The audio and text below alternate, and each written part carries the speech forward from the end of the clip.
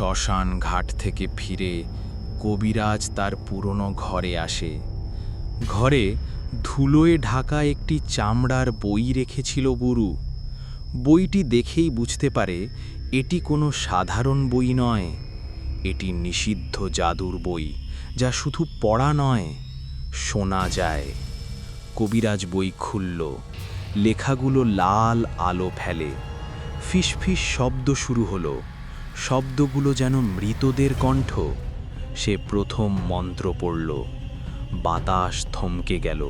শুধু অদ্ভুত শিখা ঘরের মধ্যে নাচতে শুরু করল। পরদিন সকালে গ্রামের মানুষ লক্ষ্য করল পাখির ডানায় রক্তের দাগ, গাছের পাতা অদ্ভুতভাবে ঝরে পড়ে। যে কোনো মানুষ যে পথে হাঁটে সে অদ্ভুত অনুভূতি পায়। কেউ বলতে পারে না ঠিক কী ঘটেছে, কিন্তু সবাই জানে কবিরাজ কিছু শুরু করেছে। বই খুলে সে নতুন মন্ত্র শিখল। শব্দ বলতেই মৃতরা ভেসে উঠল। কবিরাজ তাদের সঙ্গে কথা বলল, তাদের নির্দেশনা পেয়েছিল। গ্রামের মানুষ বুঝতে পারল না, তবে তারা অনুভব করল কবিরাজ এখন জীবিতদের ওপরও প্রভাব ফেলতে পারে। রাতে গ্রামের একটি বাড়ির দরজা নিজেই খুলে যায়। প্রকৃত মানুষ বের হতে চায় না, কিন্তু কবিরাজ বই হাতে আসে। মন্ত্রের আওয়াজে মৃতদের ছায়া ঘরে ঢুকতে শুরু করে। শীতল বাতাস, ফিসফিস শব্দ, কোনো প্রাণীর না হওয়া হাহাকার, সব মিলিয়ে গ্রামের মানুষ আতঙ্কে। কবিরাজ জানে বইয়ের সাহায্যে সে মৃতদের নিয়ন্ত্রণ করতে পারে।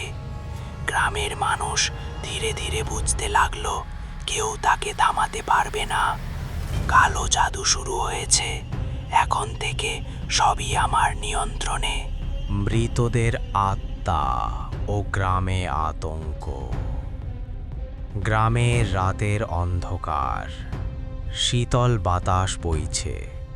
কেউ জানে না আজকের রাতটি পূর্বের সব রাতের চেয়ে ভয়ানক। শ্মশান ঘাটের আগুন নিভে গেছে, কিন্তু বাতাসে ফিসফিস শব্দ বাজছে। ছায়াগুলো মানুষের মতো নড়াচড়া করছে। গ্রামের এক বৃদ্ধ বাড়ির বাইরে হাঁটছিল। হঠাৎ সে থমকে দাঁড়ায়। দেখে ছায়া মানুষের মতো এগোচ্ছে, কিন্তু চোখ শূন্য। শুধু কবিরাজের বই খুললেই এই মৃতদের আত্মা তাকে নির্দেশনা দিচ্ছে। পরদিন সকালে গ্রামের মানুষ লক্ষ্য করল কিছু ঘর অদ্ভুতভাবে খোলা। দরজা নিজে খুলছে, জানালা দুলছে, পাখিরা একসাথে চিৎকার করছে। গ্রামের মানুষ বুঝতে পারে কবিরাজের বই এবং মৃতদের আত্মা গ্রামে ঢুকেছে। কারও সাহস নেই প্রতিবাদ করার। কবিরাজ রাতের অন্ধকারে বই নিয়ে বসে, নতুন মন্ত্র শিখে মৃতদের আরও শক্তিশালী করে। ছায়াগুলো এখন কেবল ধুলো নয়, মানুষদের ওপর প্রভাব ফেলে। গ্রামবাসী অনিবার্য আতঙ্ক অনুভব করে। কেউ কিছু বলতে পারছে না, কেবল ফিসফিস শব্দ আর ছায়ার ক্ষয়।